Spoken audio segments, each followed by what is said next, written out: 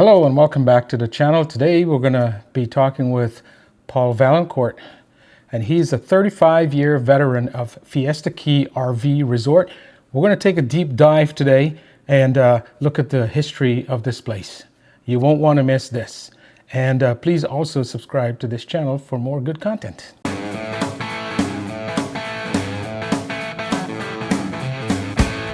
How you doing, Ty? Pretty good. As you can see here, obviously a nice tiki hut. This is what we call Sunset Point. For obvious reasons, the sun sets out there. And every night, people congregate here and we bring beverages and we enjoy the sunset. And we watch, everyone watches for the green flash. That's the big deal, the green flash when the sun just sets. When they were renovating the other side of the park years ago, the motorhomes started coming out with slides. Because the pads on the other side were 8 feet, the only way they could get rigs in was to cut 2 feet off the pad, and they made the pads longer. So what they did is instead of we'll say a 12 by 8 pad, they made a 6 by 16 pad. So they poured an extra 4 feet at the end of each pad.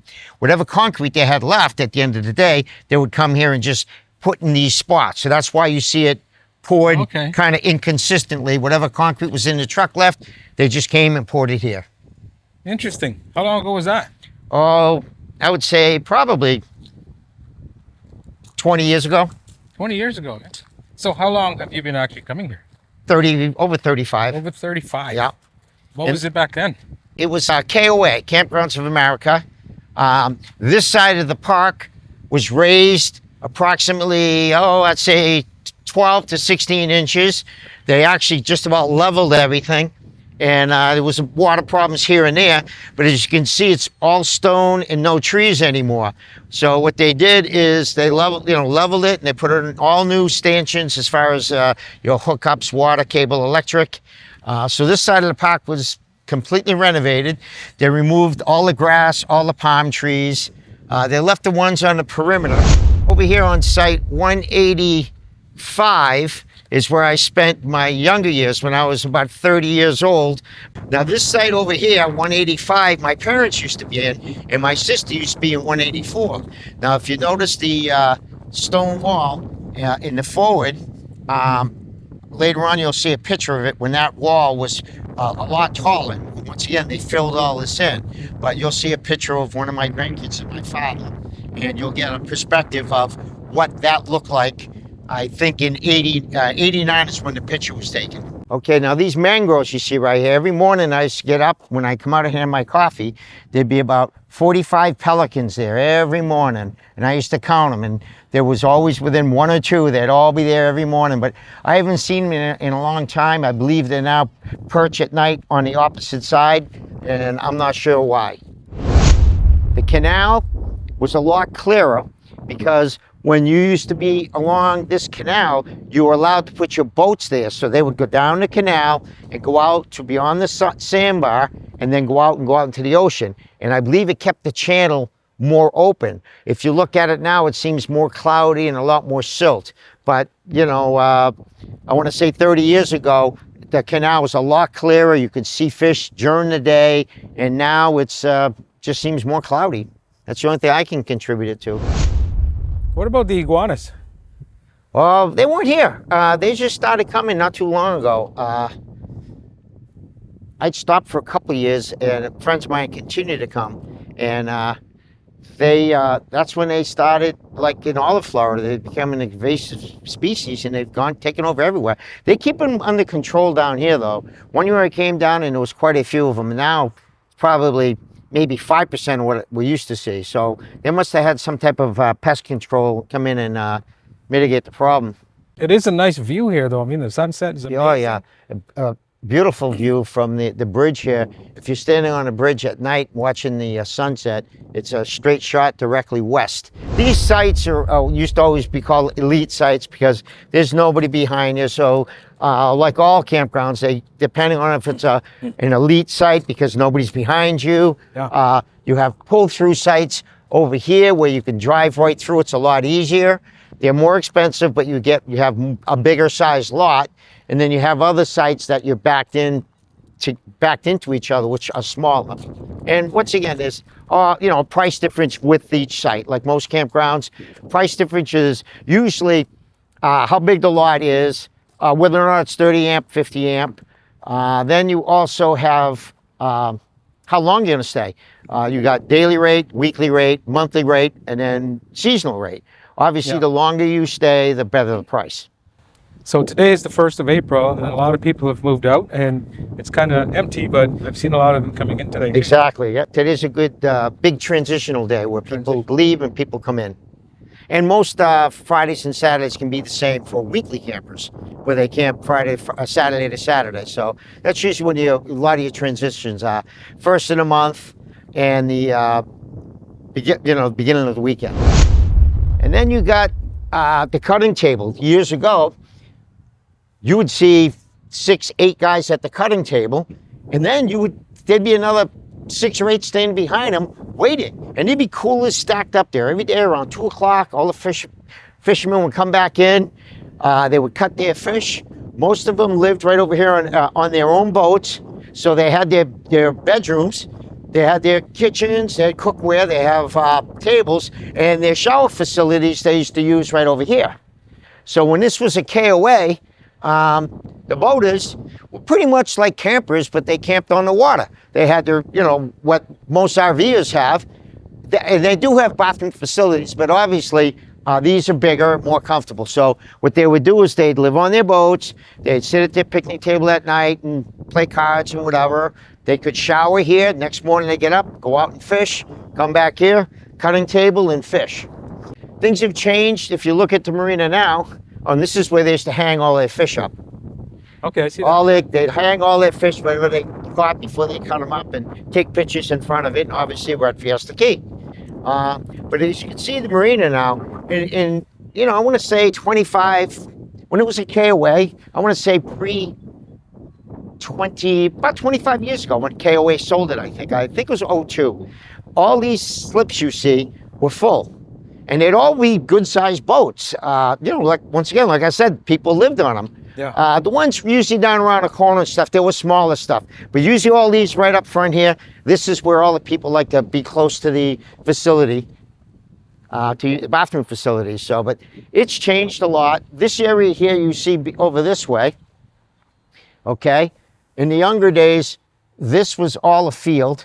And where you see, you really can't see it on the other side of that electrical tower. This was one big field. And all the employees used to have their rigs down there and around the corner. And this was a grass field. And there was a maintenance shed there. And over here, they kept it as a field. And we used to have windsurfers come in, a whole crew of them. And they would come down, and there was probably 30 of them. And all the windsurfers would come down and they would camp in tents and they'd just windsurf out here because it's very windy here. And they loved it. Yeah. And then later on, because the Keys are so flat, we also had cyclists. And they would do the same thing. They'd have a chuck wagon with them. They would cycle down the Keys. And the chuck wagon, this was one of their stop-off points. They'd come in for a night. They'd camp. They'd pack everything back up in their support vehicle. And about 50 cyclists would cycle down to the Keys. So, we had those two main groups that used to come here, the windsurfers and the cyclists. And now they've converted the field to sites. I believe most of the people that work here are on the other corner now. Mm-hmm. But, and then that field, they used to use it as a, what they would call, I'm trying to remember now. People would just want a place to park. No, they were heading down the Keys. It was like 8 o'clock at night. They were tired, didn't want to drive anymore. So they would just pull in and say, I just want a place for the night. So the campground would say, okay, we got to park, just park in the field.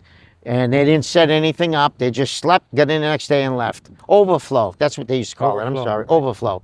And it was busy. For the 3 months in January, February, March, for as long as I can remember, you could not get a site available in here.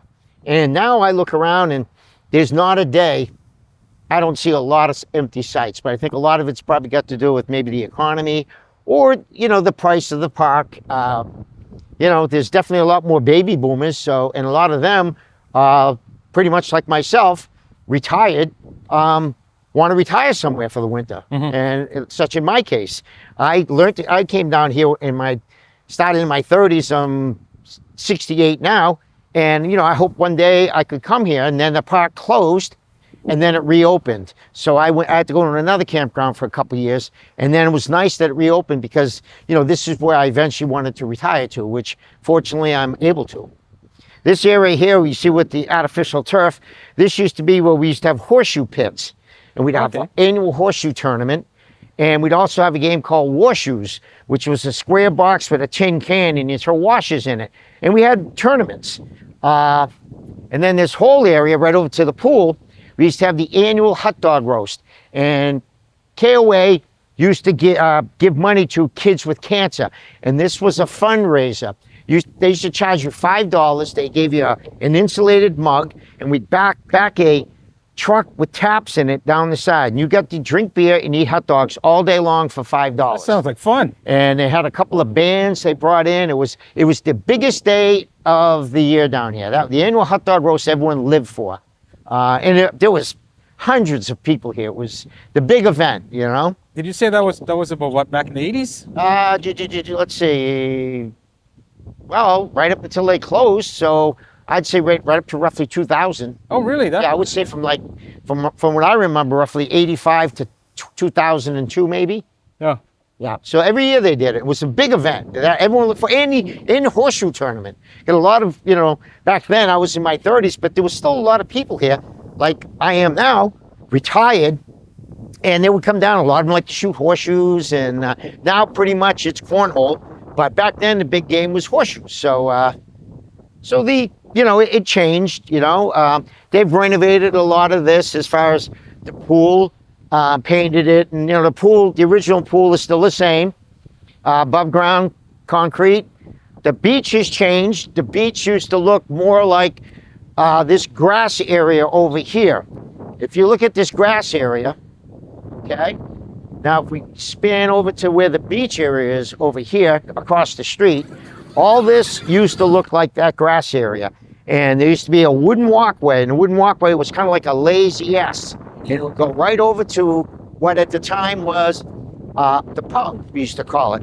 And it had finger food, chicken fingers, chicken wings, hamburgers, pizza. But like I said, it was a lazy wooden walkway here. And this was all grass. And as you see this tiki hut, there was, I think, maybe two more. So it was more of a grass area. And then the beach was just from these two tiki huts forward. All the rest of this was just the volleyball net wasn't here. The fence around the jacuzzi was a wooden fence. I remember at night there'd be a raccoon that used to walk across there every night. If I happened to be in the hot tub, I would watch the raccoon walk across the fence.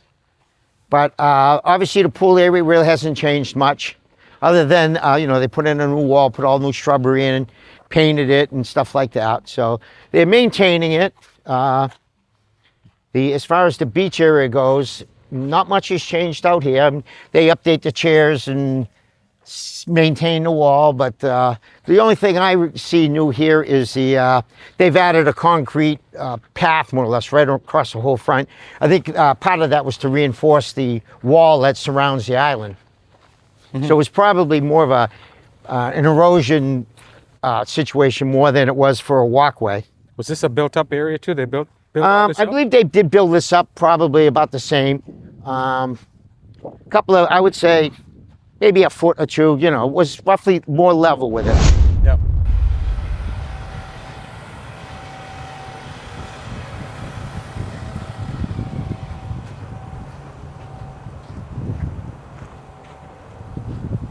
Okay, if you see this tire right here with the concrete in it, there was a pole in here, and that's one of the poles that was on the volleyball court, which was right here. Before, this was all sand, and we used to have a volleyball net right here, and that was the base of one of the poles, that tire and that concrete, and we had a volleyball net, and we'd play volleyball, and I'll tell you, for these old retired guys, they were still pretty active, and we'd play for pitchers of beer, and unfortunately, I won a lot. But Great bunch of guys. I'm sure most of them have passed on. And once again, it was a fun thing to do. There was always something to do here, as there is now. You know, as time changes, you know, most seasonals and campers change with the times. And like I said before, it used to be horseshoes. Now it's cornhole. So, you know, the transition's always there. You know, everyone's willing to teach you, and if you're willing to learn. All these cabins, obviously the park rents out. Sorry about the no R's, but I'm from Massachusetts. You'll have to bear with me. All these were just regular sites, campsites, and you know, obviously people rented them. And over time, they took them over and they put park models in, so people who aren't RVers can come in and enjoy the park's amenities, and they stay for a week. It's rather costly, I believe, but it does give people the opportunity to kind of camp, you know, so to speak. You know, the units are relatively small, like a fifth wheel or a travel trailer or a coach. So it might give them a good taste about what camping is like. Now, as I was saying, all of these park models, once again, there were sites, and people would rent them for seasonal sites. And across the way here, they would also moor their boats, just like they did over along the canal. They used to park their boats right here so they could just get out of the rig, get in their boat, and then just follow the deep water out. Is that why there's a channel here? See it on Google Earth that it's Yep, and once again, down the Keys, you have to know what you're doing in a boat, because brown, run aground. It seems like this side of the park always gets thinner, and it fills up. That side usually fills up because I think most of the people there's a better view on that side. Over here, you've just got the mangroves, yeah, and the hotel rooms on the other side. So I'm sure these sites are less expensive than the ones on the other side, because once again, if the better view, bigger lot size, that all comes into how much you're going to pay. Yeah, I mean, I'm looking over here, and all I see is like the mangroves. Yeah. You don't have much of a view here. Yeah. But you also don't get the winds over here. Yeah, yeah. It's blocked a little. Exactly. It does. Well, it blocks the wind out of the east and out of the south, where we're more open. Obviously, we're open to the west and the north, and actually even where we are, even from the east. So the only wind we're protected by most is from the south. But other than that, we get the other three winds. Now, I know there used to be a hotel. In other words, you just had a bedroom and that's it. Some of the others used to be efficiencies, so they have a little kitchen in it. So, and I believe those are the ones that are forward in the middle. So you actually have, as you can see, H1, H2, which I believe stands for hotel. But if I remember correctly, you do have, and I believe they even have handicap accessible facilities here as well. These buildings have been here when this place used to be a Greyhound bus stop. Oh, really? So this was originally a Greyhound bus stop area years ago. I'm going to say possibly in the 40s, 50s. I have the paperwork back home, but yeah. And then I don't know who ended. I believe KOA purchased it from there, and then they built it up. But we got some old pictures. We can show you what the place used to look like. And I come down for the breeze. It's a nice warm day, nice breeze. Without the breeze, I think it would be probably too hot for me. The breeze keeps you nice and cool. And there used to be a banana tree right here. And there used to be, we used to have 2 full-time landscapers here, and they kept the grounds immaculate. And there was actually a botanic pathway where you could actually take a self-guided tour and show you all the different flowers they had on this island. And I think I can get you a brochure of that, so you'll be able to put that on your site as well. It was, to me, I've been to a lot of islands. What's nice about this place is it's like being in Aruba, or Aruba is more barren. Well, this is a coral island, and that's what Aruba is, a coral island as well. But this reminded me a lot of like Hawaii and Jamaica, because it was more tropical, but you could drive here. You didn't have to take an airplane or, and so it was nice. You could drive to basically a tropical island. Where it is tropical, let me look at the palm trees and coconut trees. I believe that there's a certain latitude, that anything below that is considered tropical. So not all of Florida is tropical. Well, we're pretty close to the equator, right? Yeah, yeah. I would say because we're Middle Keys right And now. there's a good picture of the entire campground. Other than sites being reconfigured, the actual shape of the island hasn't changed. They have added, let's see if I can get over here and show you, the middle section where it says the 900s, all of the 900s, that's all new. Where it says restaurant parking and all the 900. That used to be a field, and there used to be some tent sites backed into the blue ones that say 20, 19, 18. That's the hotel rooms. There used to be a tree line there, which is still there, and then they had sites backed into that. But all that 900 is all new. All the 900s going up the long way. And as you can see, the color code also tells you whether or not they're elite sites, as the legend over here says. So it gives you an idea what sites are what they call standard, premium, elite. It's obviously color coded. Okay, obviously this is the entrance off of Route 1, which a lot of people don't know. This runs from Key West, the southernmost point of continental United States, and it goes right up to Maine. So it's the old US 1. Obviously we still use it. We used to come in here, and over here is where we used to check in. This was the check-in place where you'd come, they'd say, "Hi, Paul, how you doing?" And okay, and they'd give you your paperwork. But the area I was telling you about with the waterfall used to be located over here, where these trees are. There used to be a wall there, and it was a fountain, more or less. But it was probably about, I'd say, maybe 10, 12 feet tall, maybe 12 feet wide, and water was cascading down it, and it had flowers all around it. And when you pulled in, the landscaping over there was really beautiful, and it just made you feel like you were in like Hawaii. You'd pull in here. I mean, they still have some. It still has that look to it, eh? What's that? It still has that look. It does. Yeah, it still does. Some of it is, I think, overgrown a little bit, but you used to be able to see the shack earlier. Now, if you look at the building down below, it's got a typical A shape to it. Well, KOA, that was one of their landmarks. That was Campgrounds of America. So once again, this used to be KOA, and this was the shack where we'd register. We'd pull in and go to our site. That used to be an office, even though we used to register here. That was an office, and in there they had a little camp store.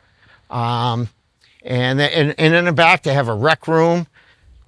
They've, once again, a lot of it's the same. I always love these thatch roofs. They're beautiful. Every time I see them, I think I'm in Hawaii. One of the more beautiful places. Same with down at the restaurant, which they are renovating. They have a large tiki hut like this. It's gorgeous. Okay. This here is the rec hall. As you can see, it was renovated. Well, you wouldn't know, but yeah, they've made it a lot brighter. Everything's new, easier to keep clean. This is where we have our functions, and you know, it could be anything from playing CRL, a card bingo. We've had a St. Patrick's Day party in here because it was a little stormy that day, so we had it in here, and we had a ball.